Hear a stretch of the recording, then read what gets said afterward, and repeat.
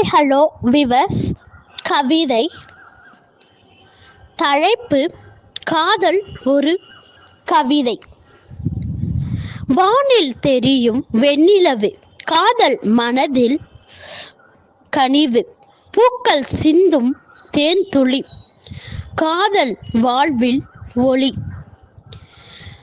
அலைகள் ஓடும் ஆர்ப்பரிப்பு, காதல் நெஞ்சில் துடிப்பு, தென்றல் வீசும் மெல்லிய இன்னிசை, காதல் என்றும் இனிய கதை, விழிகள் பேசும் வார்த்தைகளே இன்றி, காதல் உணர்வில் வெளி, இதயத்தை தேடும் இன்னொன்று, காதல் உயிரின் வழி, பிரிவில் வாடும் தனிமை, காதல் சொல்லும் உண்மை, சேரும் தருணம் புது